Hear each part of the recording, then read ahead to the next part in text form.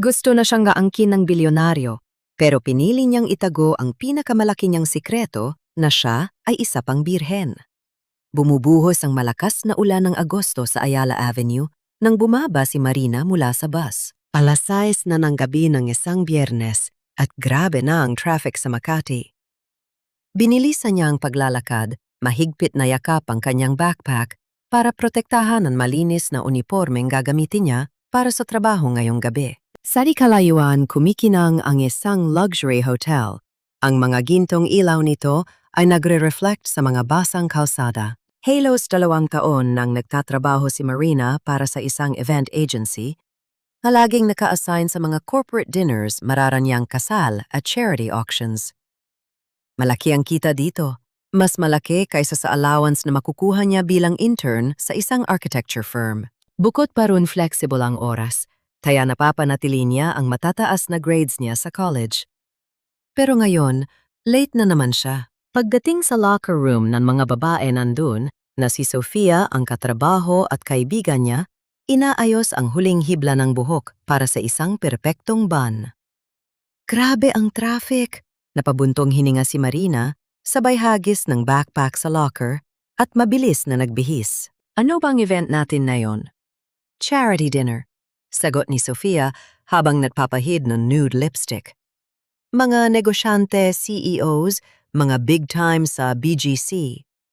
Sabi ng coordinator, 300 guests daw. Mahaba-habang gabi ito. Tumango si Marina habang isinusuot ang itim na slacks at lansadong puting polo na uniforme nila. Tinali niya ang kanyang buhok sa isang mababa at simpleng ponytail ayon sa rules. Bawal ang makapal na makeup. Bawal ang alahas. Bawal ang kahit anong aagaw ng atensyon mula sa mga bisita. Paglabas nila, transformed na ang main ballroom. Mga round tables na may puting mantel, magagarang floral arrangements at mga kristal na kumikinang sa ilalim ng mga chandelier. Na-assign si Marina sa kanang bahagi ng hall, malapit sa stage, kung saan gagawin ang auction. Alas 8:30, nagsimulang dumating ang mga bisita. Naka-designer suits at gowns, may mga alahas na malamang ay mas mahal pa sa kikitain ni Marina sa buong buhay niya. Nag-serve siya ng wine, nagligpit ng mga plato, laging may magalang na ngiti at nakayuko ang tingin. Nangyari ang insidente habang sineserve ang main course.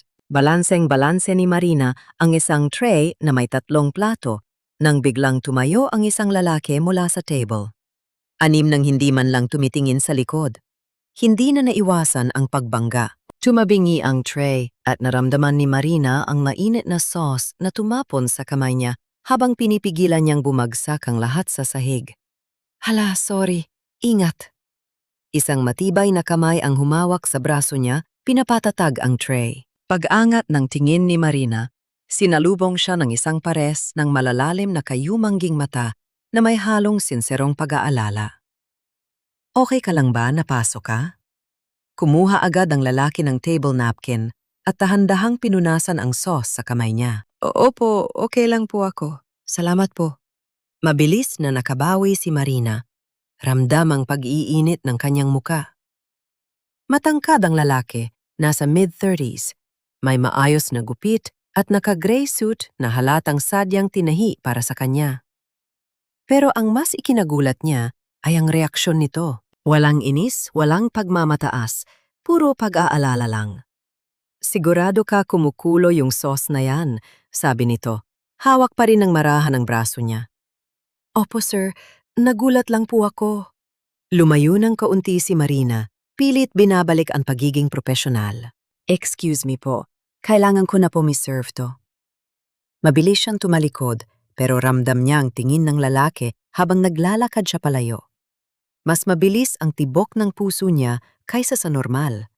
Sa buong gabi, napansin ni Marina na nakaupo ang lalaki sa VIP table kasama ang iba pang malalaking negosyante. Nakakarinig siya ng mga piraso ng usapan tungkol sa tech startups investments at ₱1 bilyong merger. Sa tuwing dadaan siya ron para kumuha ng baso o mag-refill ng tubig, nararamdaman niyang nakatingin ito sa kanya. Nang matapos ang event, lampas midnight na. Pagod na pagod si Marina. Masakit ang mga paa sa loob ng itim niyang sapatos. Nagmamadali siyang nagbihis para maabutan ang huling biyahe ng bus pauwi. Nakita mo ba kung sino yung nasa main table? Daldal ni Sofia habang kinukuha ang bag niya. Si Ricardo Mendoza yun, yung tech CEO na naging bilyonaryo overnight. Nasa cover pa nga siya ng Forbes Asia. Tango lang agi sinagot ni Marina, pilit itinatago na ang pangalang iyon ay may nakakabit na muka at isang pares ng mata na tila may nakita sa kanya, na higit pa sa pagiging isang hamak na waitress. Kinabukasan, maulap ang linggo sa Maynila. Tanghali nang nagising si Marina sa maliit na apartment na inuupahan niya kasama ng 2 pang estudyante sa Sampaloc. Maliit lang ang lugar, pero abot kaya at isang sakay lang papuntang universidad. Habang nagtitimpla ng kape, hindi maalis sa isip ni Marina ang nangyari noong Biyernes. Hindi normal na ang isang bisita sa ganoong level ay mag-alala sa isang staff. Madalas parang hangin lang ang tingin ng mga taong yon sa mga nagsiserve sa kanila. Huy Marina Lupa calling. Pinitik ni Julia ang kanyang roommate ang mga daliri nito sa harap ng mukha niya. Nasa Mars ka na naman, ano meron? Wala, pagod lang, sagot ni Marina, sabay higop sa matapang na kape. Pilit iniiba ang usapan. Kamusta duty mo? Nag-aral ng nursing si Julia at nagpa-part-time sa isang clinic tuwing weekend. Toxic as always, pero magkwento ka nga, alam kong may tinatago ka. Bago pa makasagot si Marina, nag-vibrate ang phone niya. Text mula sa coordinator nila. Marina, kailangan kitang makausap bukas ng 2:00 ng hapon sa office. Importante. Please confirm. Kumunot ang noo ni Marina. Ang weird, hindi pa ako pinapatawag sa office ng walang event. Baka promotion, masiglang sabi ni Julia. O baka may nagreklamo sa akin noong Biyernes, buntong hininga ni Marina, naiisip ang insidente sa tray. Dala-dala niya ang kaba buong maghapon. Pilit siyang mag-focus sa paggawa ng kanyang thesis, isang sustainable social housing project. Pero parang maglalabo ang mga linya sa papel. Paano kung matanggal siya? Paano niya babayaran ang huling semester niya? 4 na buwan na lang gagraduate na siya. Lunes ng hapon. 15 minuto na maaga si Marina sa BGC office ng agency nila. Ibang-iba ang paligid kumpara sa mga mararanyang hotel na pinagtatrabahuhan niya. Marina Santos? Tawag ng secretary. Pasok ka na, hinihintay ka na ni Miss Carla. Si Carla ay ang may-ari ng agency, nasa 50s, laging formal at diretso magsalita. 2 beses pa lang siyang nakakausap ni Marina. Upo ka, Marina. Tinuro ni Carla ang upuan. Hindi matigas ang boses nito, kaya gumaan ng kaunti ang pakiramdam niya. Diretsuhin na kita.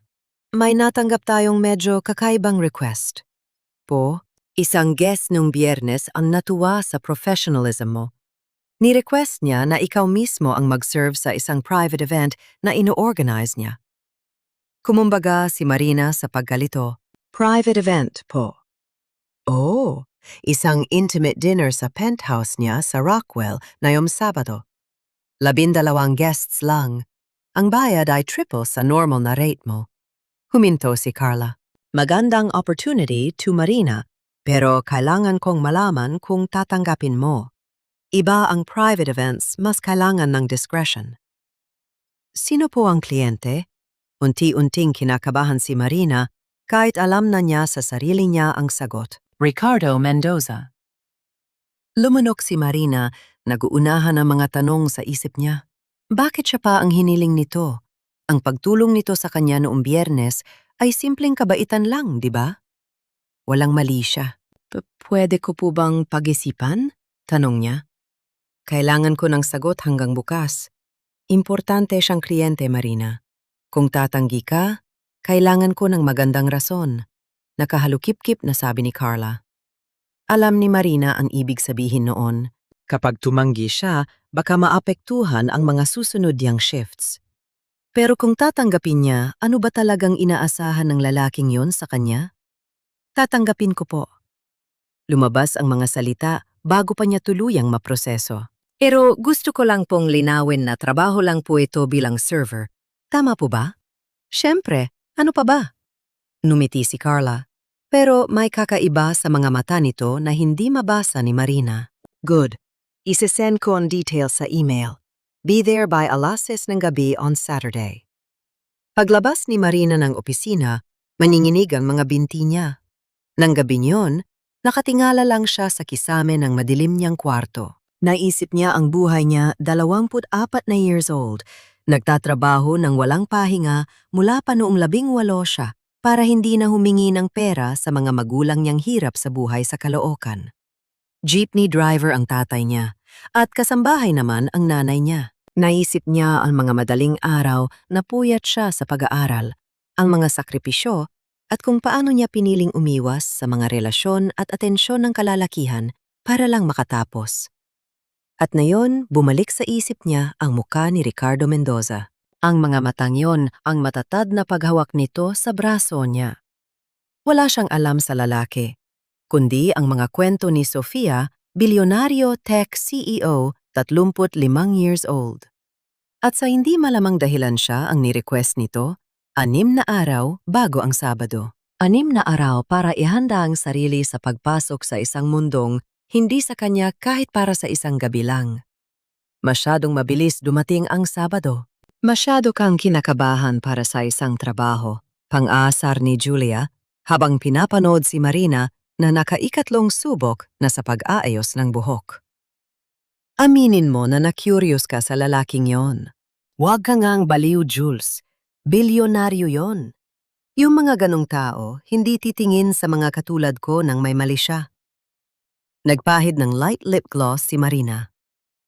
Trabaho lang to. Kailangan ko yung pera para sa scale model ng thesis ko. Pero habang binabagtas ng Grab ang mga kalsada ng Rockwell, hindi mapakali ang puso ni Marina. Ang mga nagtataas ang kondo, ang mga nakaparadang luxury cars, lahat sumisigaw na ibang-iba ito sa ginagalawan niya. Pumasok siya sa isang matayog na gusali na parang lobby ng 5-star hotel. Pinigay niya ang pangalan niya sa guard na nag-check ng listahan at numiti ng propesyonal. Penthouse po, top floor, nandun na ang ibang staff. Pagbukas ng private elevator, bumungad sa kanya ang isang malawak na entrance hall na may light wood flooring at abstract art sa dingding. Sinalubong siya ng isang babaeng nasa 50s na may maaliwalas na muka. Ikaw siguro si Marina. Ako si Manang Elena ang katiwala ni Sir Ricardo. Nakipagkamay ito. Halika ipapakita ko sa iyo ang kusina at kung paano ang flow natin mamaya. Nakakabaliw ang ganda ng penthouse. Floor-to-ceiling windows na may panoramic view ng Metro Manila. Moderno pero maliwalas. Sa kusina, busy na ang team. 2 chef, isang sommelier, at isa pang waiter na naggangalang Philip. Sa balcony isa-serve ang dinner, paliwanag ni Manang Elena. 12 guests lahat business partners ni Sir Ricardo. Kayo ni Philip ang magsaserve. 8:00 ng gabi ang start. Gusto ni Sir na maging perpekto ang lahat. Kinabahan si Marina nang marinig niya ang malalim na boses ni Ricardo na nakikipag-usap sa mga unang bisita bandang 7:50 ng gabi. Hinga ng malalim, bulong ni Philip. Mukha kang hihimatayin eh. Okay lang ako, pilit ng ngiti ni Marina. Nagsimulang umupo ang mga bisita. Mga executives at ang kanilang mga asawa pinag-uusapan ang stock market investments at mga biyahe sa Europe. Otomatiko at sanayang mga galaw ni Marina habang nagsiserve ng welcome drinks. Hanggang sa lumabas si Ricardo. Naka-dark slacks at simpleng white button-down na nakatupi ang manggas, walang tie.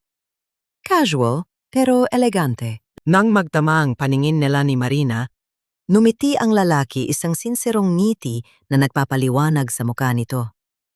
Good evening, mahinang bati nito nang lumapit si Marina para mag-alok ng inumin. Good evening po, Sir Mendoza, formal na sagot ni Marina. Ricardo na lang. Pagtamaan nito sabay, kuha ng champagne glass. Okay na yung Ricardo. Tumango si Marina at lumayo, ramdam ang pamumula ng pisingi. Buong gabi siyang naging perpekto sa trabaho. Nag-serve ng 5 courses, nag-refill ng wine, nagligpit ng mga plato. Pero hindi niya maiwasan mapansin na palaging nakatingin sa kanya si Ricardo. Hindi bastos o nakakailang, pero sapat para maging conscious siya sa bawat galaw niya. Kapag nilalagyan niya ng wine ang baso nito, pasimpleng nadidikit ang mga daliri nila. Kapag kinukuha niya ang plato, bumubulong ito ng salamat na siya lang ang nakakarinig. Pasado 11:00, nagkakape na ang mga bisita sa loob ng sala. Pinatayos na lang ni Manang Elena sina Marina at Philip sa kusina. Ito na yata ang pinaka-chill na private dinner na napuntahan ko, komento ni Philip habang nagtutuyo ng mga kristal na baso. Kadalasan kasi ang aarte ng mga mayayaman. Sumang-ayon si Marina, pero lumilipad ang isip niya. Maya-maya lang uuwi na siya at mabalik sa normal niyang buhay. Ang gabing ito ay magiging isang kakaibang memorya lang na ikukwento niya sa mga kaibigan. Marina, natigilan siya nang marinig ang boses ni Ricardo. Nakatayo ito sa pintuan ng kusina nakapamulsa. Pwede ba tayong mag-usap sandali sa library? Napatingin si Marina kay Manang Elena na palihim lang na tumanggo. Sige na, kami na ni Philip ang tatapos dito. Kaba ang nararamdaman ni Marina habang sinusundan niya si Ricardo papasok sa isang cozy na library. May mga mahogany shelves, leather chairs at mainit na ilaw. Sinarado ni Ricardo ang pinto pero nag-iwan ng sapat at magalang na distansya sa pagitan nila. Sorry kung inabala kita sa trabaho, panimula nito, at napansin ni Marina na mukhang kinakabahan din ito. Alam kong medyo weird to, pero kailangan kitang makausap nang wala yung mga partners ko. May mali po ba sa service ko? Mabilis na tanong ni Marina. Wala, hindi. You were perfect. Ang totoo niyan, napahawak ito sa batok, bagyan nagulo ang buhok. Yung nangyari sa hotel, yung muntik ka ng matapunan. Hindi mawala sa isip ko yun. Natahimik si Marina, hindi alam ang sasabihin. Hindi sa parang iniisip mo. Mabilis na dagdag ni Ricardo. Kasi tinignan mo ako ng totoo. Hindi tulad ng tingin ng ibang tao. Hindi mo nakita yung bank account ko o yung posisyon ko. Nakita mo lang ang isang tao na tinutulungan ang kapwa niya. At nakaka-refresh yun. Sir Mendoza? Ricardo, giit nito. Please, Ricardo. Huminga ng malalim si Marina.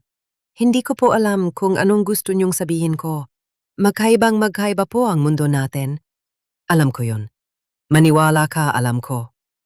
Humakbang ito palapit. Pero gusto ko sanang magkaroon ng chance na makilala ka pa. Nang wala itong lahat ng drama, tinuro nito ang direksyon ng sala. Tayong dalawa lang. Kape, lunch, kung anong gusto mo. Pakiramdam ni Marina ay nawalan ng lupa ang kinatatayuan niya. Hindi ito pwede. Ang mga lalaking katulad ni Ricardo Mendoza ay hindi niyayaya ang mga babaeng katulad niya. Kailangan ko pong pag-isipan. Bulong niya. Siyempre, kumuha si Ricardo ng business card mula sa bulsa at ibinigay sa kanya. Personal number ko yan, hindi sa opisina. Mag-text ka kapag nakapagdesisyon ka na. Walang pressure, walang pilitan. Humihingi lang ako ng isang chance. Nanginginig ang mga daliring kinuha ni Marina ang card. Simpleng pangalan at numero lang. Walang mga titulo o kumpanya. Pwede na po ba akong umalis? Oo. Salamat sa gabing to, Marina. Maraming salamat. Hindi nakatulog si Marina ng gabing yon. Tinitigan lang niya ang card ni Ricardo hanggang 3:00 na madaling araw. Kumatok si Julia. Okay ka lang rinig ko ang pag-ikot mo dyan. Jules, hindi ko alam gagawin ko.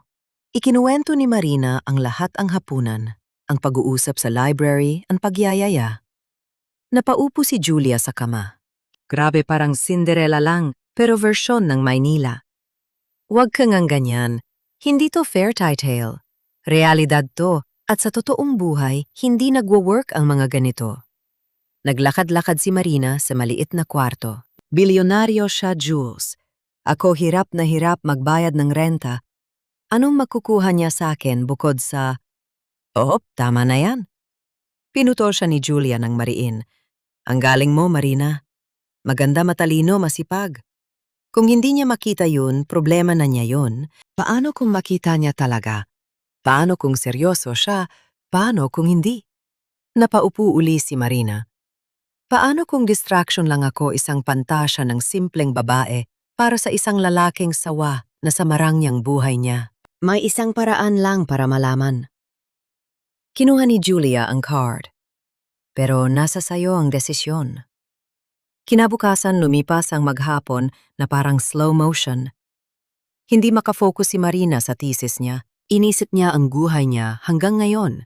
Palaging nakafocus, palaging responsible.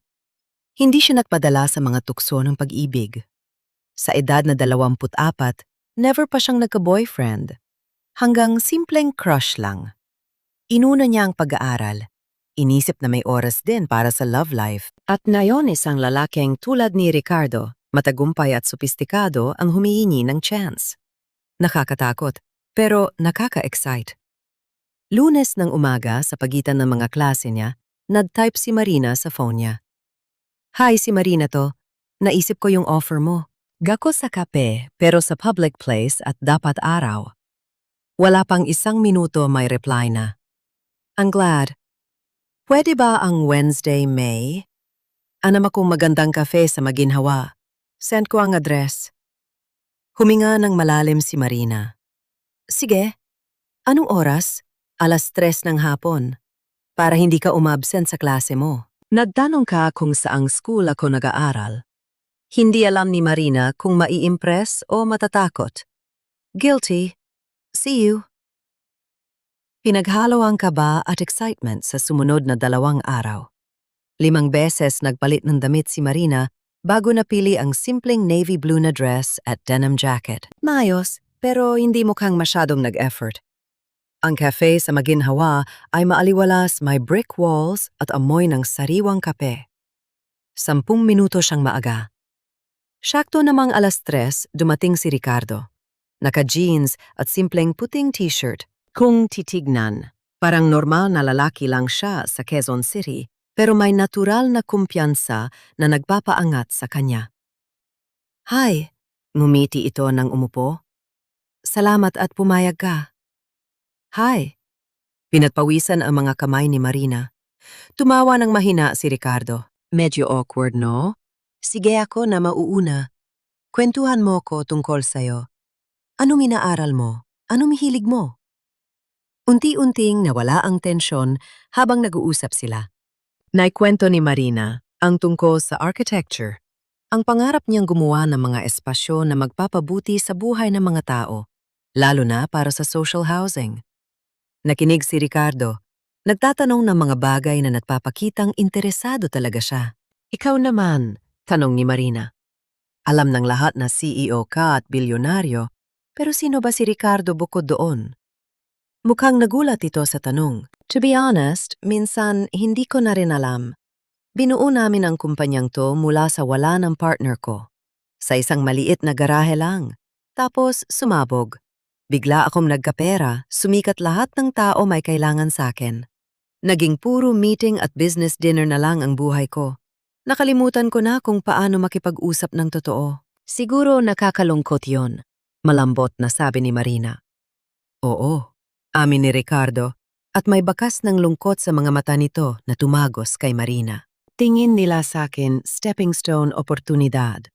Walang nakakakita kay Ricardo na isang normal na 35 years old na mahilig sa pizza, nanonood ng walang kwentang series sa Netflix kapag pagod at minsan gusto lang ng kausap na walang hidden agenda. 3 oras silang nag-usap. Naubos na ang mga tao sa cafe. Pero hindi nila napansin. Nalaman ni Marina na galing si Ricardo sa Santa Rosa, Laguna na nag-aral ito ng engineering at middle class lang ang pamilya niya na hindi naniwalang magiging ganito siya kayaman. Nalaman naman ni Ricardo na lumaki si Marina sa Caloocan na ang tatay niya ay jeepney driver at ang nanay niya ay naglilinis ng mga bahay. Siya ang unang makakapagtapos ng kolehiyo sa pamilya nila. Bilib ako sa'yo, sabi ni Ricardo habang naglalakad sila sa Maginhawa pagkatapos. Sa lakas mo, sa determinasyon mo. Pwede ka namang sumuko noon pa, pero gagraduate ka na. Hindi option ang sumuko.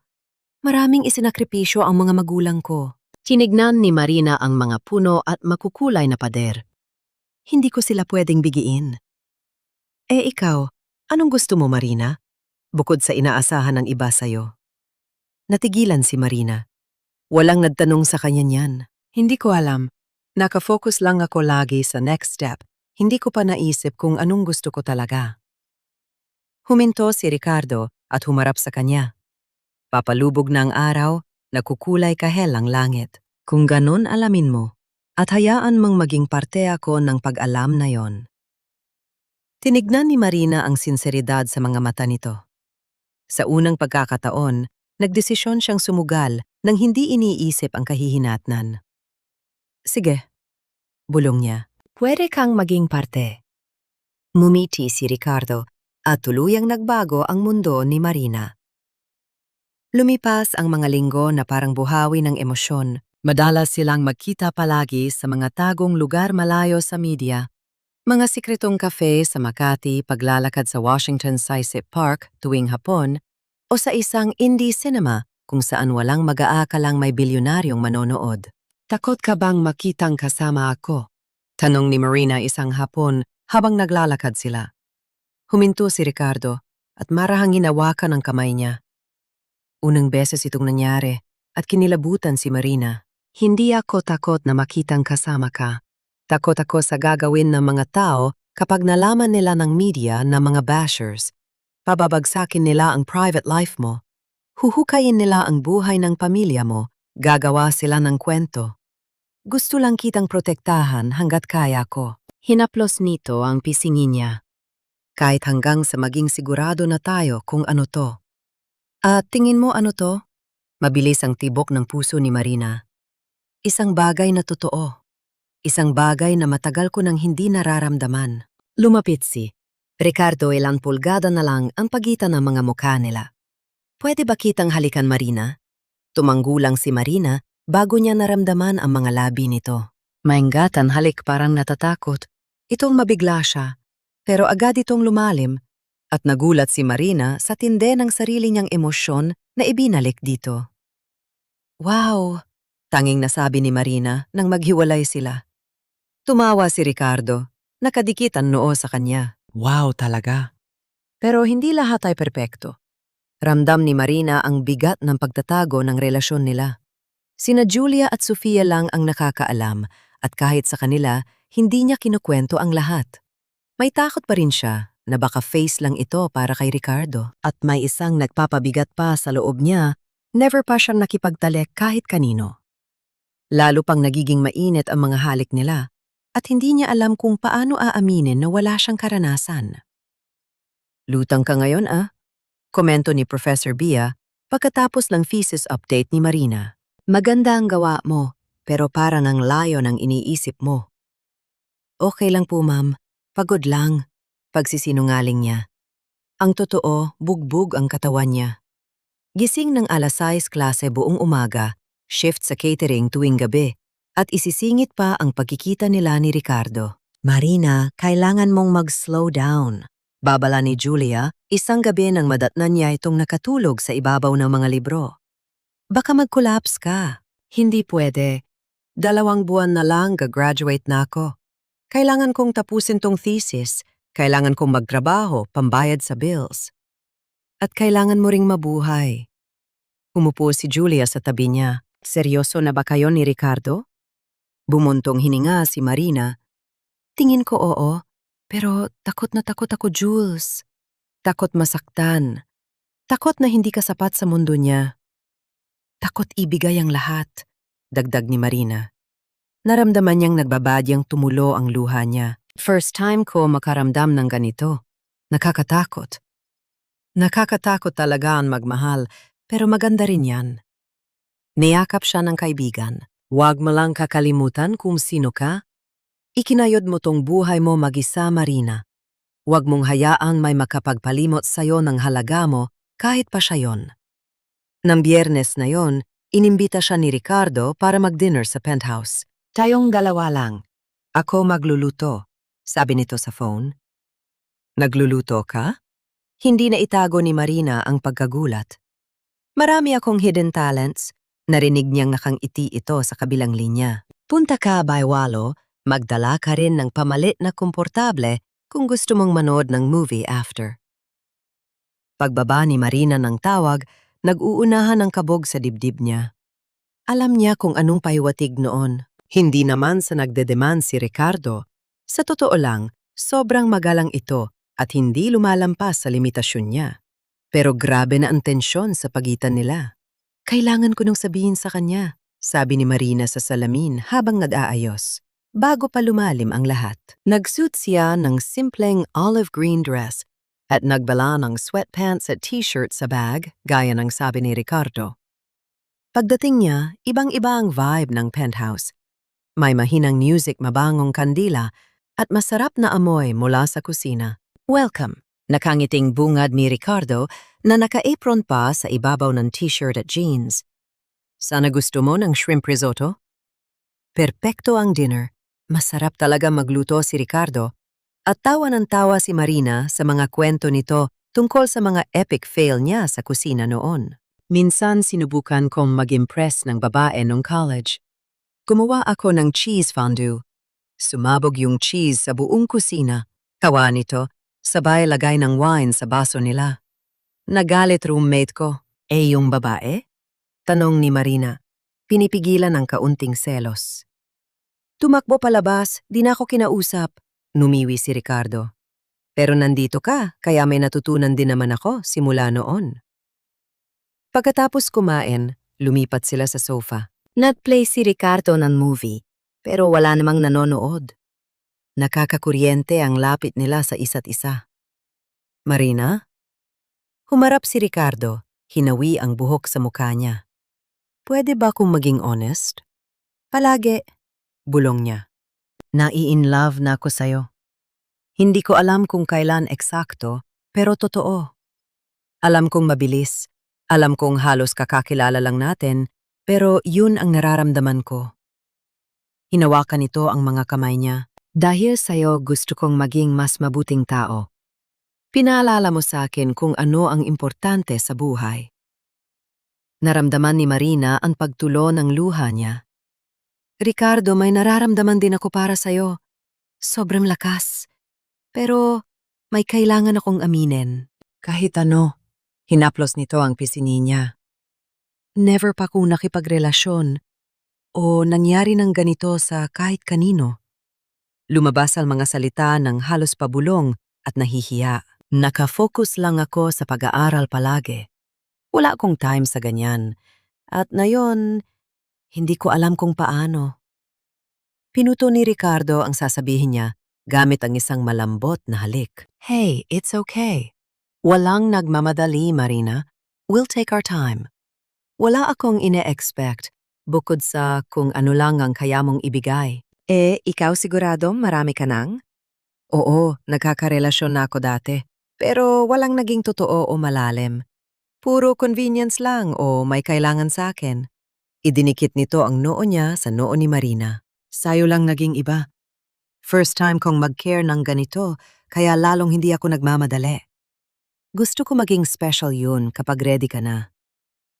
Parang may tinik na nabunot sa dibdib ni Marina. Ang pag-unawa nito, ang pag-iintay, ang paraan ng pagtingin nito sa kanya, punong-puno ng pagmamahal ang puso niya.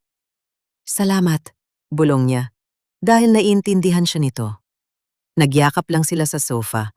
Pinapanood ang pelikula nang hindi inintindi ang kwento. Safe ang pakiramdam niya sa mga bisig nito. Sa unang pagkakataon, naisip niya na baka sakaling maging totoo ang lahat. Pagdating ng Abril, bumigat ang pressure. Matinding puyatan sa thesis, 12 oras na trabaho at aral araw-araw. Lumalalim ang relasyon nila ni Ricardo, pero pabigat na ng pabigat ang pagtatago. Kailangan ko nang makilala ang pamilya mo, sabi ni Ricardo isang tanghali habang kumakain sila sa isang tagong resto. Almost 2 months na tayo, Marina. Seryoso na to para sa akin. Bumilog ang tiyan ni Marina. Sa Caloocan, nakatira ang pamilya ko. Jeepney driver si tatay, kasambahay si nanay. Hindi nila maiintindihan to, Ricardo. Isang bilyonaryo makakagusto sa anak nila. E di hayaan mo kong patunayan sa kanila na mahal ko ang anak nila. Hinawakan nito ang kamay niya. Wala akong pakialam kung saan ka galing, Marina. Ang pakialam ko kung sino ka. Bago makasagot si Marina, nagring ang phone niya. Unknown number. Hello, Marina Santos. Formal na boses ng babae. I'm from an online showbiz portal. Gusto lang naming kumpirmahin ang nabalitaan namin tungkol sa inyo ni Ricardo Mendoza. Nanginig ang buong katawan ni Marina. Paano niyo nakuha ang number ko? May sources kami. Totoo ba na kayo na ng CEO? Paano kayo nakakilala? Binaba ni Marina ang tawag, nanginginig ang mga kamay. Agad napansin ni Ricardo na may mali. Anong problema? Reporter, alam nila ang tungkol sa atin. Unti-unting nilamon ng panic si Marina. Paano nila nalaman? Napahawak si Ricardo sa mukha niya, halatang na stress. May nakakita siguro sa atin at binenta ang kwento. Nangyayari yan. Marina, look at me. Hinawakan nito ang mukha niya. Magiging maayos din lahat. May PR team ako na mag-handle nito. Hindi magiging maayos. Biglang tumayo si Marina na patingin ang ibang tao sa kanila. Hindi mo naiintindihan. Tahimik ang buhay ko. Ngayon, kakalkalin nila lahat tungkol sa pamilya ko. Huhusgahan nila tayo, gagawa sila ng mga kwento. Halika, umalis na tayo dito. Mabilis na nagbayad si Ricardo at hinila si Marina, palabas sabay tawag sa driver niya. Sa penthouse tayo para makapag-usap tayo ng maayos. Sa biyahe sunod-sunod ang tawag sa phone ni Marina. Mga unknown numbers, DMs sa Instagram mula sa mga reporters na nanghihingi ng interview. Binlock niya ang lahat ng nginginig. Pagdating sa penthouse, ipinagtimpla siya ni Ricardo ng chamomile tea pampakama habang kausap ang PR manager nito. Mark, we have a situation. Nalaman ng media ang tungkol sa amin ni Marina. Maganda ka ng statement. Oo, official. Hindi tayo magtatago. Tumingin ito kay Marina habang nagsasalita. Importante siya sa akin at poprotektahan ko siya. Nang ibaba nito ang phone, umupo ito sa tabi ni Marina. Maglalabas tayo ng official statement na mag-confirm sa relationship natin, pero hihingi ng privacy. Titigil din sila. Maglalagay ako ng guard sa building mo kung kailangan. Guard? Nanlaki ang mga mata ni Marina. Ricardo, nababaliw ka na ba? Ayokong mabuhay ng ganito. May guards, may paparazzi. Lilipas din to. Magsasawa rin sila kapag may bagong balita. Sinubukan siyang pakalmahin ni Ricardo, pero nakikita ni Marina ang pag-aalala sa mga mata nito. Kinagabihan umuwing tahimik si Marina. Hinihintay na siya ni Julia, hawak ang cellphone. Mars, nasa social media ka na. May nag-post ng picture niyo sa park last week. Pinakita nito ang screen. Malabo ang picture, pero halata na sila yon na magkahawak kamay. Hati ang mga comments. May mga kinikilig, pero marami ang malupit. Gold digger. Ano namang nakita ng bilyonaryo dyan? Baka buntis pineperahan lang si Sir. Tumulo ang luha ni Marina. Sabi ko na nga ba mangyayari to? Huwag mo silang pansinin, Mari. Inggit lang yan. Niyakap siya ni Julia. Pero imposibleng hindi pansinin. Kinabukasan sa UP, ramdam niya ang mga tingin at bulungan. May mga kaklaseng lumapit para mag-usisa ang iba na may iniwasan siya. Totoo ba yung inyo ni Ricardo Mendoza? Tanom ng isang junior sa pila sa canteen. Yung bilyonaryo? Wala akong balak pag-usapan ang private life ko. Malamig na sagot ni Marina, sabay kuha ng tray at hanap ng bakanteng upuan. Dumating si Sofia ng lunch break at malakas na ibinagsak ang bag sa kabilang upuan. Hindi mo man lang sinabi sa akin? Sa internet ko pa nalaman na kayo pala. Sorry, Sof. Bago pa lang kasi. Hindi ko rin alam kung mag-work kami. At ngayon nagwo-work pa kasi? Parang naging terya ang buhay mo. Nakahalukip-kip si Sofia halatang nasaktan. Kaibigan mo ko, Mari. Sana nagtiwala ka sa akin. Kumirot ang dibdib ni Marina sa guilt. Tama ka, sorry talaga. Sobrang bilis lang kasi ng mga pangyayari at natakot ako. Natakot na i-judge kita Na ipagkalat ko? Bumuntong hininga si Sofia. Gets ko naman na mahirap, pero wag mo kong itulak palayo, okay? Nandito lang ako. Nagyakap sila at medyo gumana ang pakiramdam ni Marina. Pero ang pinakamasakit ay paparating pa lang. Kinahapunan tumawag ang nanay niya. Anak, anong nangyayari? Pinakita sa akin ng kapitbahay natin yung balita sa internet tungkol sa inyo ng isang negosyante. Matotoo po. Napapikit si Marina at sumandal sa pader ng corridor. Pwede ko pong ipaliwanag? Marina, may relasyon ka sa isang mayaman. Anong klaseng kasunduan yan? Puno ng kaba at suspetsa ang boses ni Aling Celia. Hindi po kasunduan, ma. Nakikilala po kami. Seryosong relasyon po to. Seryoso ang mga lalaking ganyan, hindi seryosong nakikipagrelasyon sa mga tulad natin, anak. Baka ginagamit ka lang yan. Parang awa mo na wag mong sirain ang buhay mo ngayon, panggagraduate ka na. Matama na po. Naiyak na si Marina. Hindi po siya ganun. Nirerespeto niya ako. Masyado ka pang bata at inosente para maintindihan to. Nangangako ang mga lalaking yan, pero hindi tumutupad. Ikaw ang una sa pamilya natin na makakapagtapos sa UP Marina. Huwag mong itapon yan dahil lang sa lalaki. Wala po akong itinatapon. Tinatapos ko ang thesis ko, nagtatrabaho po ako, ginagawa po ng tama ang lahat. Kung ganon, hiwalayan mo na yan lalaking yan at mag-focus ka sa mahalaga. Matigas ang boses ng nanay niya. Ayaw kong makita ang anak kong pinagsitsismisan sa balita. Binaba ni Marina ang tawag. Pakiramdam niya gumuho ang mundo niya. Alam niyang nag-aalala lang ang nanay niya, pero masakit na mahusgahan nang hindi man lang nabibigyan ng pagkakataon si Ricardo na magpakilala. Pag-uwi niya ng apartment, sobrang pagod ang emosyon niya at pumungad sa pinto ang isang napakalaking bouquet ng bulaklak. My card. Alam ko mahirap, pero lalagpasan natin to. Hihintayin kita bukas para makapag-usap tayo. Love, R. Niyakap ni Marina ang mga bulaklak at humagulgol. Mahal niya si Ricardo. Wala nang tangi-tangi. Pero ang kapalit ng pagmamahal na ito ay higit pa sa inakala niya. At sa unang pagkakataon, naisip niya baka tama ang nanay niya. Baka hindi worth it ang pagmamahal na ito sa lahat ng sakit na dala nito. Hindi siya nakatulog buong gabi. Pinagmamasdan lang niya ang mga bulaklak. Kinaumagahan pumasok si Marina sa eskwelahan nang may malalaking eye bags. May meeting siya sa thesis advisor niya ng 9:00 ng umaga at hindi siya pwedeng umabsent kahit palutang-lutang ang isip niya. Marina, okay ka lang? Kunot noong tanong ni Professor Bia pagpasok niya sa faculty. Mukhang pagod na pagod ka. Okay lang po, ma'am. Medyo mahirap lang po ang week na to. Pilit na ngiti ni Marina sabay bukas ng laptop para ipakita ang draft ng thesis. Nakita ko ang balita.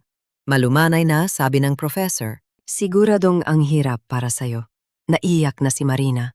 Gusto ko lang po sanang maintindihan ng lahat na totoo to. Hindi to tulad ng iniisip nila. Marina, makinig ka.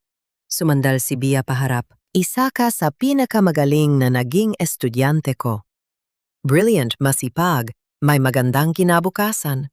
Huwag mong hayaan ang kahit sino ang media pamilya mo o kahit pa yung lalaking yun na ipakalimot sa'yo.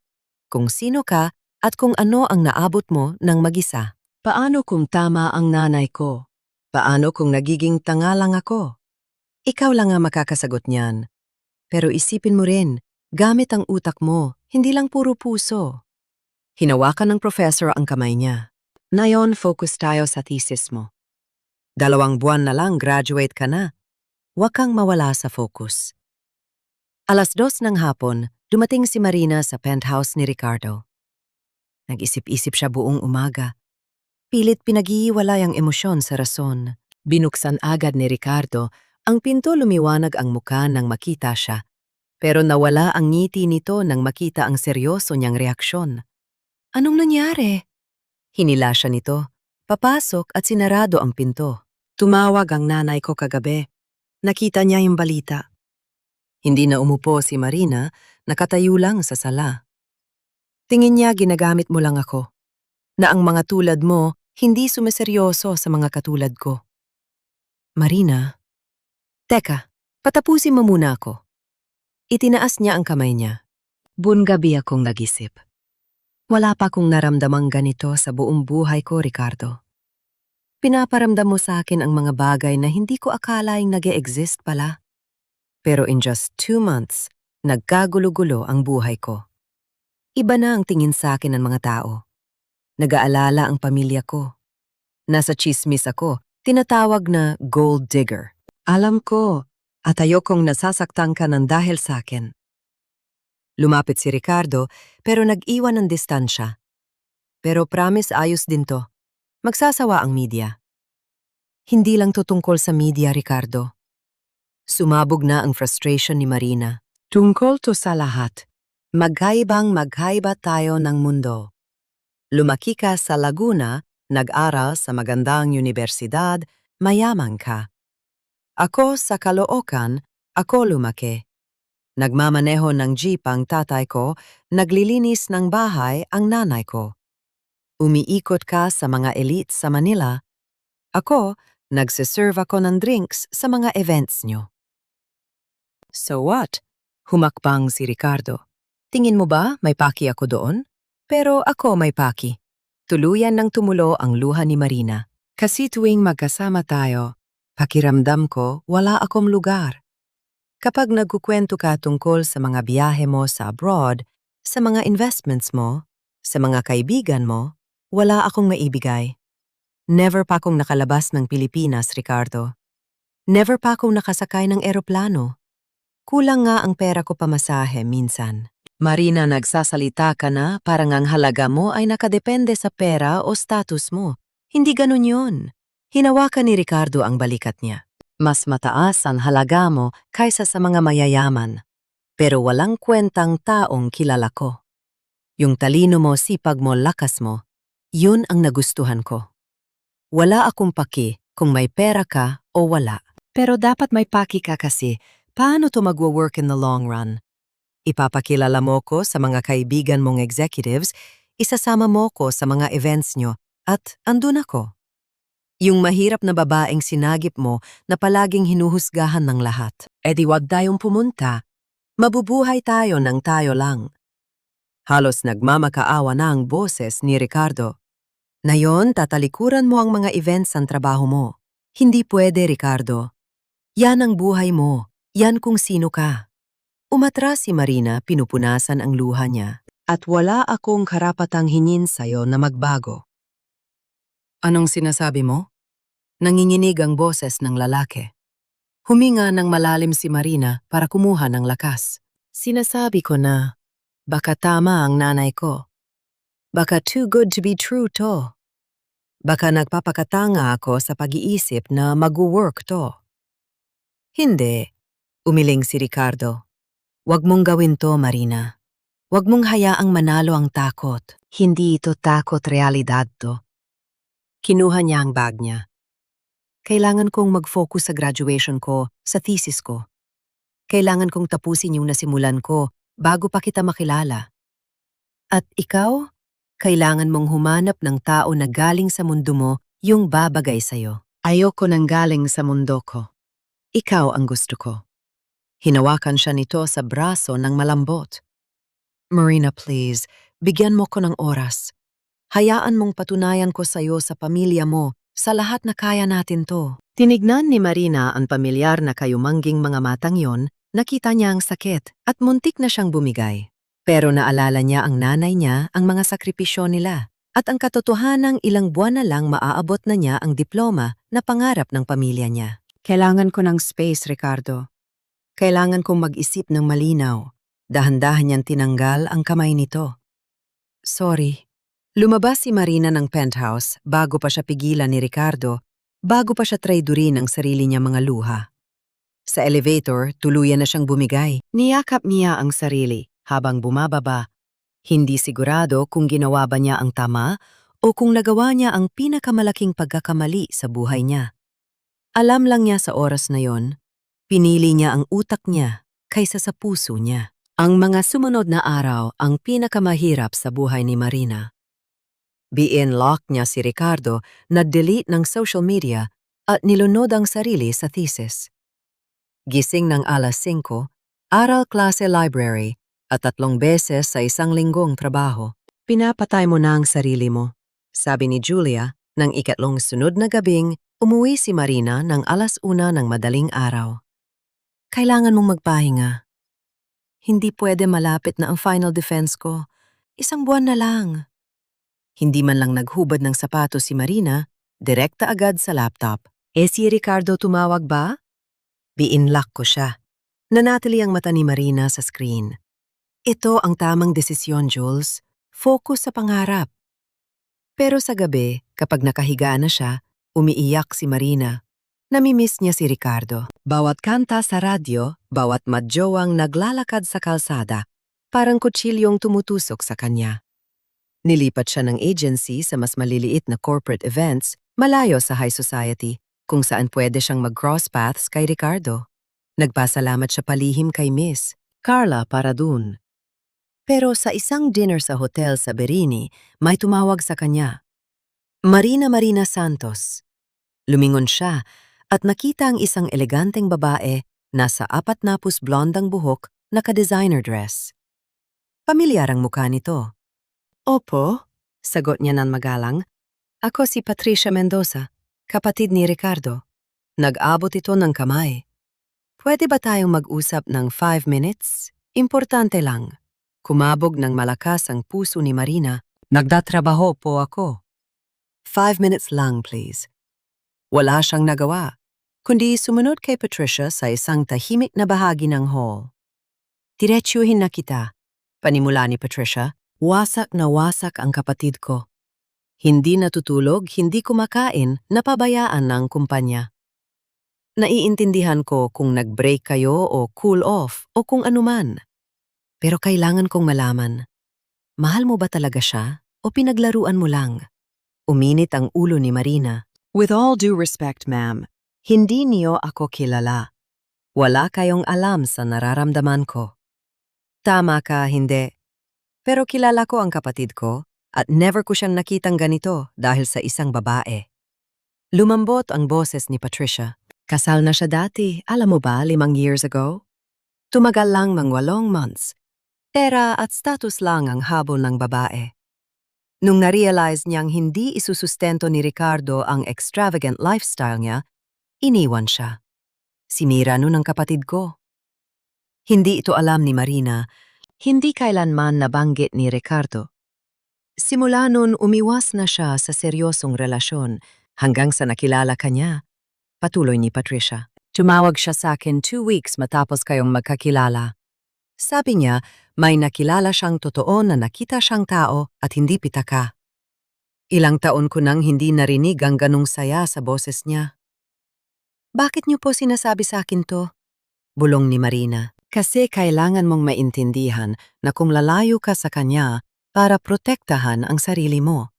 O dahil feeling mo hindi ka enough, yan ang pinakatangang gagawin mo sa buhay mo.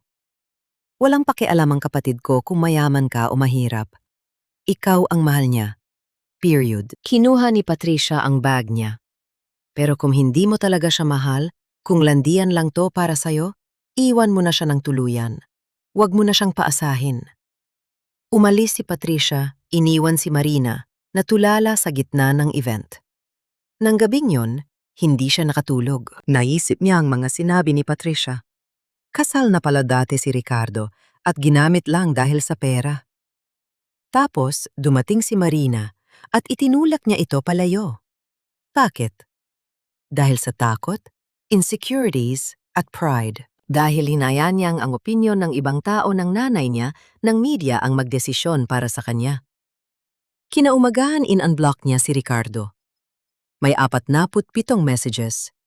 Binasa niya isa-isa, tumutulo ang luha. Marina, please kausapin mo ko. Kung kailangan mo ng space, okay. Sabihin mo lang na okay ka. Inayos ko na ang PR team, hindi ka naguguluhin ng media. Pumunta ako sa Caloocan kahapon. Kinausap ko ang papa mo. Pinagsarhan ako ng pinto ng mama mo sa una, pero nag-usap din kami. Natigilan si Marina. Pumunta si Ricardo sa Caloocan mag-isa. Ipinaintindi sa akin ng papa mo kung bakit ka natatakot. At sabi niya, deserve mo ra maging masaya kahit hindi sa akin. Ibibigay ko ang space na hinihingi mo. Pero nandito lang ako kapag ready ka na. Isang araw, isang buwan, isang taon. Maghihintay ako. Ang huling message ay 3 days ago. Mahal kita, Marina. Kahit hindi ganun ang nararamdaman mo. Niyakap ni Marina ang phone. Ang tanga-tanga niya. Hinayaan niyang sirain ng takot ang pinakamagandang nangyari sa buhay niya. Jules. Binuksan niya agad ang pinto ng kwarto ng kaibigan. Kailangan ko siyang makita. Nagising si Julia.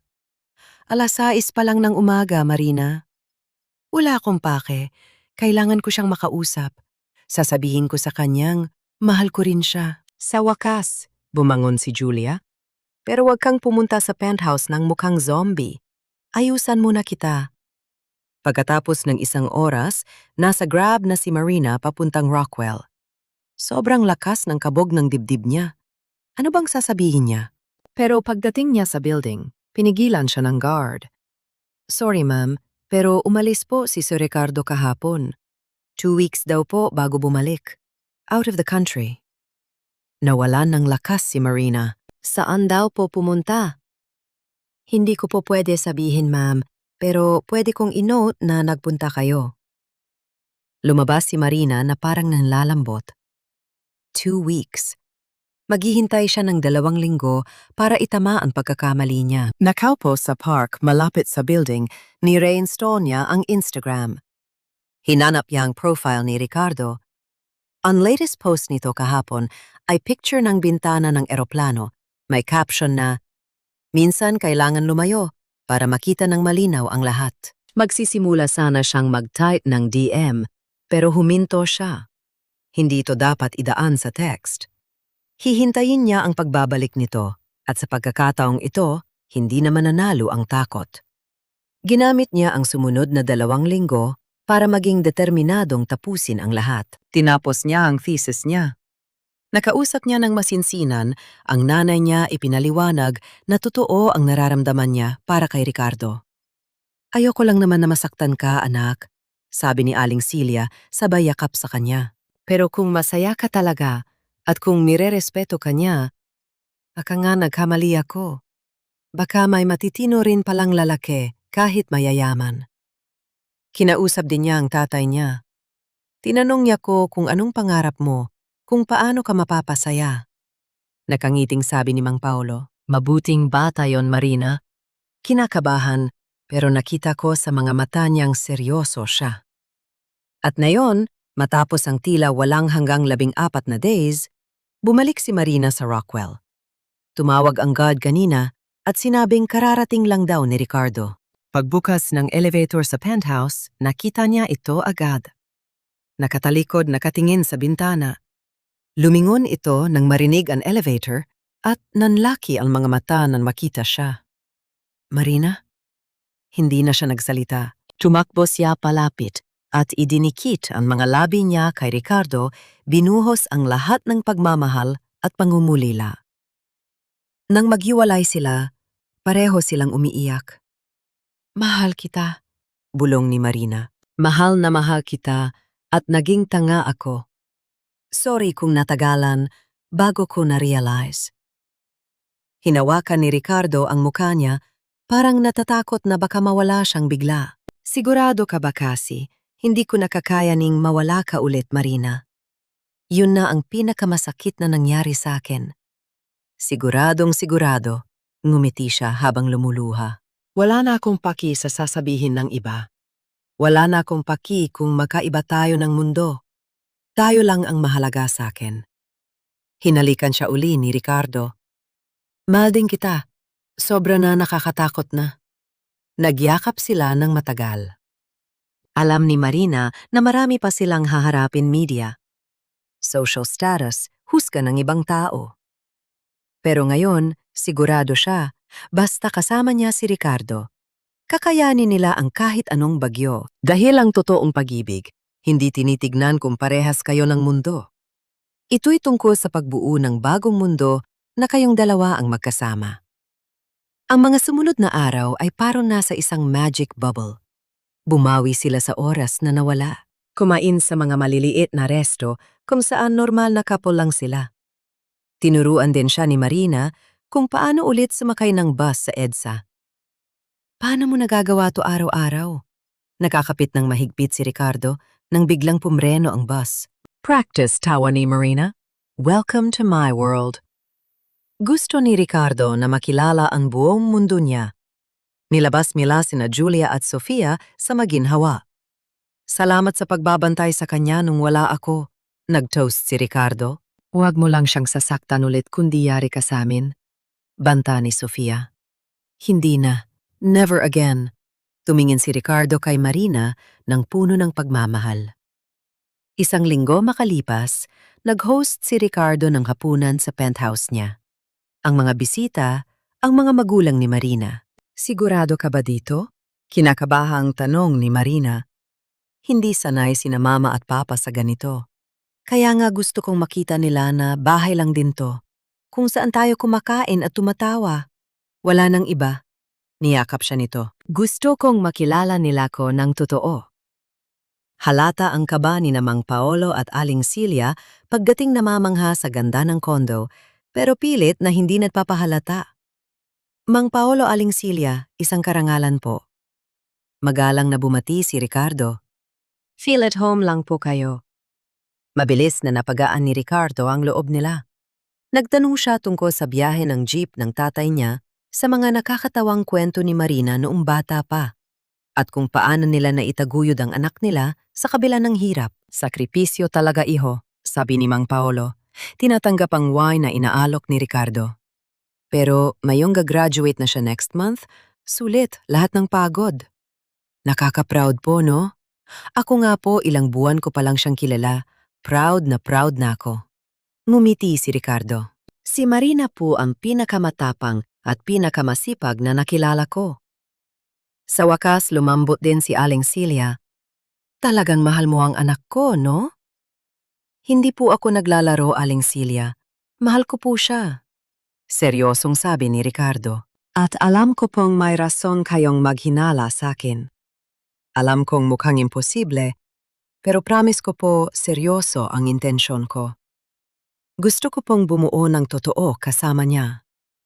Napaiyak si Marina. Ang makita ang lalaking mahal niya na nag-e-effort ng ganito para sa pamilya niya, sobrang nakakataba ng puso.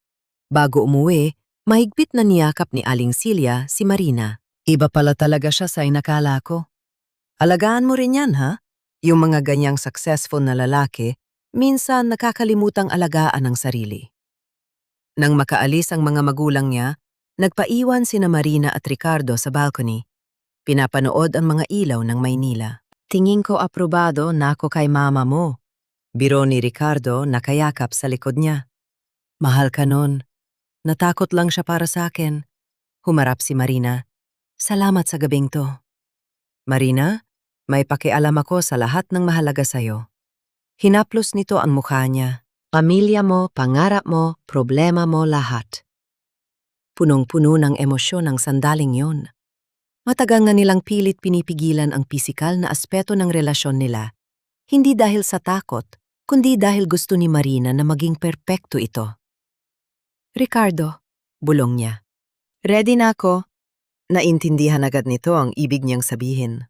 Dumilim ang mga mata nito sa pagnanasa, pero nandoon ang laming. Sigurado ka. Walang nagmamadali, Marina. Alam ko, pero ayoko nang maghintay. Gusto kong maging sayo ng buo. Hinalikan siya ni Ricardo ng mabagal at malalim at saka siya binuhat papasok sa master's bedroom na dati pasadahan lang niyang nakita. Malaki ito, pero maaliwalas, may king-size bed at floor-to-ceiling windows. Ibinaba siya ng dahan-dahan ni Ricardo. Kung gusto mong huminto kahit kailan, sabihin mo lang, promise. Promise. Hinila siya ni Marina para sa isa pang halik, hinahayaang gumalaw na lang sila sa halip na magsalita. Ang sumunod na nangyari ay nagbago sa buhay ni Marina ng tuluyan. Sobrang pasensyoso ni Ricardo maingat at pinakikiramdaman ang bawat reaksyon niya. May kaunting sakit noong una, oo, pero napalitan din ng sarap at isang koneksyon na higit pa sa pisikal. Nang tuluyan silang maging isa tumulo ang luha ni Marina, hindi dahil sa sakit, kundi sa purong emosyon. Hinalikan yon ni Ricardo, bumubulong ng matatamis na salita, habang gumagalaw ng marahan, binibigyan siya ng oras na maka-adjust. Pagkatapos nakahiga silang magkayakap sa mga kumot. Nakapatong ang ulo ni Marina sa dibdib ni Ricardo, pinakikinggan ang mabilis na tibok ng puso nito. Hindi siya katulad ng inimagine ko, malambot na sabi ni Marina. Natigilan si Ricardo. Angit ba sinubukan ko namang maging maingat? Mas maganda, tumingala si Marina. Mas maganda dahil ikaw ang kasama ko. Hinalikan ni Ricardo ang tuktok ng ulo niya. Ako rin, first time ko makaramdam ng ganito. Perfect. Perfect ka. Hindi ako perfect, natawa si Marina. Pero kapag kasama kita, feeling ko perfect ako.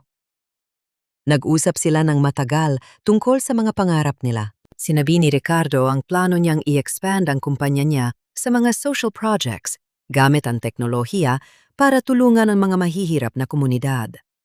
Kinwento naman ni Marina ang pangarap niyang gumawa ng architecture for social housing. Gawin natin yan ng magkasama. Na-excite si Ricardo. Tech at sustainable architecture for low-income families. Isipin mo ang magiging impact natin. Seryoso ka dyan? Oo naman.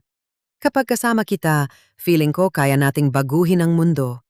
O kahit man lang ang Pilipinas. Ngumiti ito. Pero gagraduate ka muna. Ilang weeks na lang? 3 weeks. Thesis defense next week. At nasa first row ako pumapalakpak ng pinakamalakas, pangako ni Ricardo. Nakatulog si Marina sa mga bisig nito, mas masaya at kumpleto kaysa noon. Ibinigay na niya ang lahat katawan, puso at kaluluwa. At sa unang pagkakataon, hindi na siya takot sa future. Ang mga huling linggo ay mabilis na lumipas. Hati ang oras ni Marina sa final checking ng thesis at sa mga patagong oras kasama si Ricardo. Humupa na ang ingay ng media dahil sa matapang na statement ni Ricardo na magsasampa siya ng kaso sa sinumang manghihimasok sa private life nila. May mga articles pa rin. Pinakita ni Sofia ang phone habang nga sa UP canteen sila. Pero positive na. Billionaire and student show love has no class. Ang corny, umiling si Marina, pero nakangiti. Parang teleserye lang.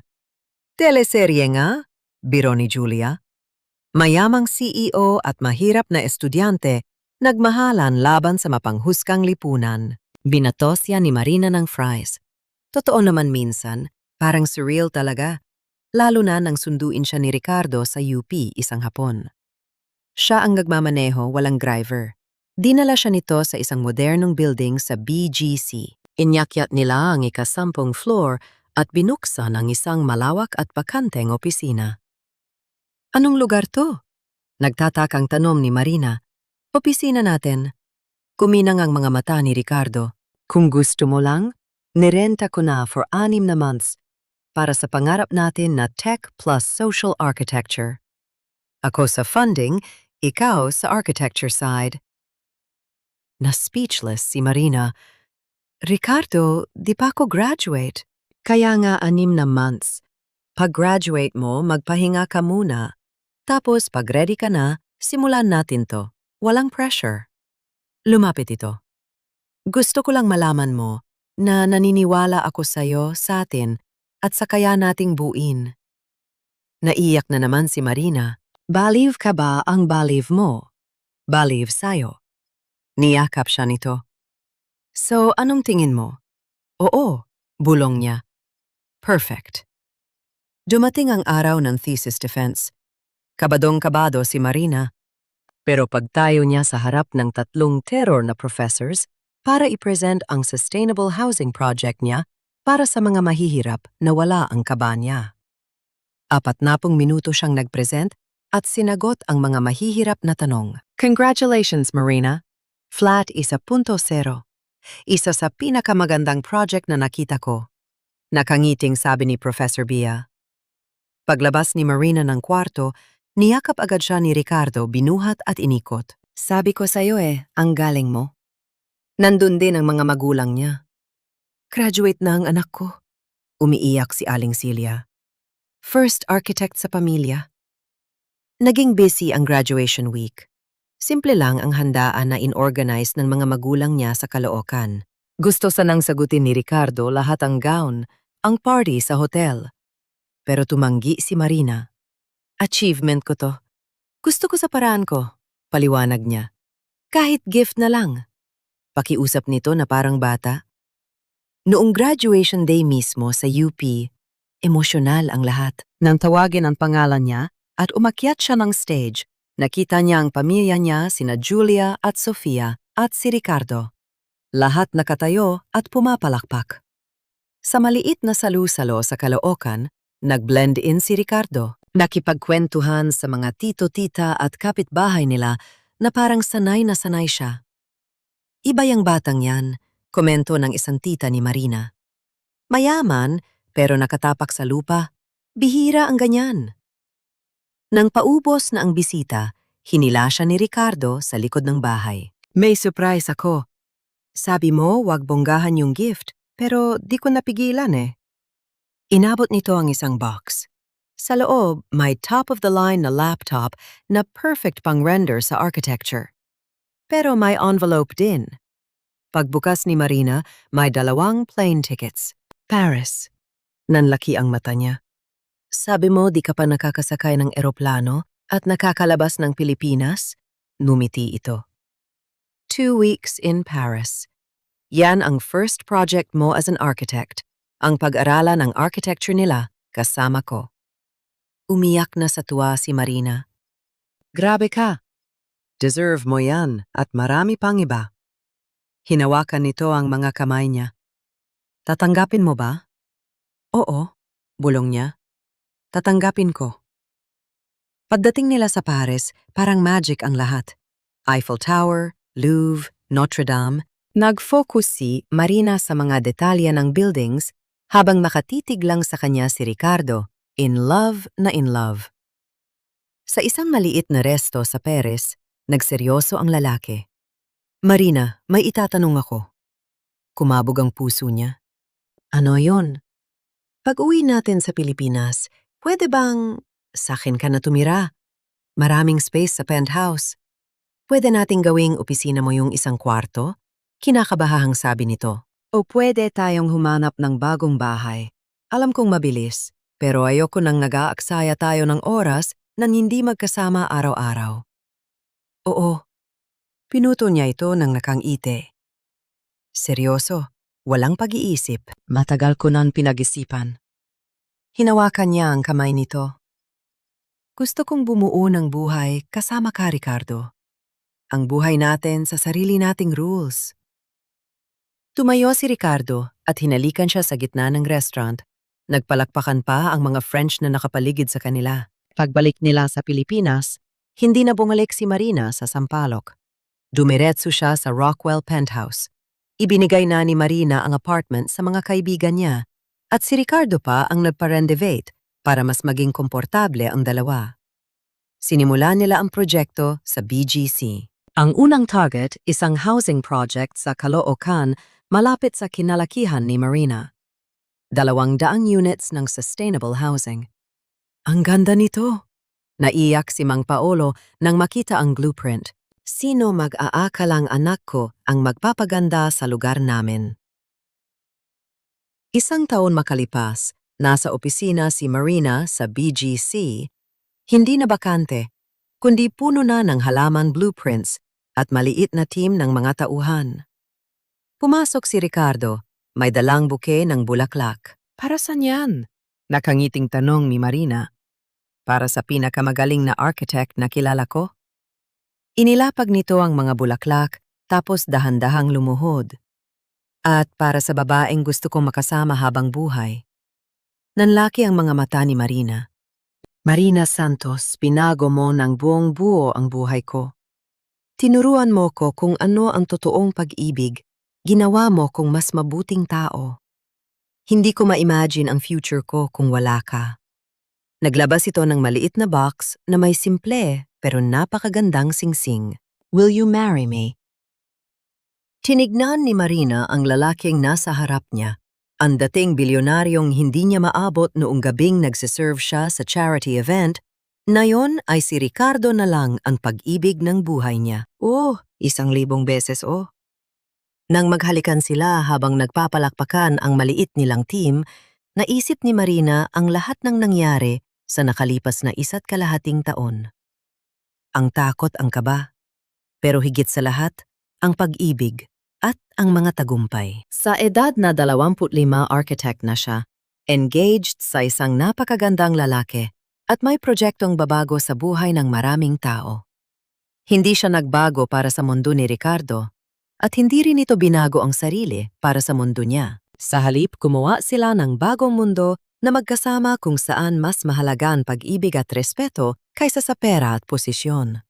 At habang tinatamaan sila ng sikat ng araw sa BGC, alam ni Marina na simula pa lang ito ng mas marami pang magagandang araw.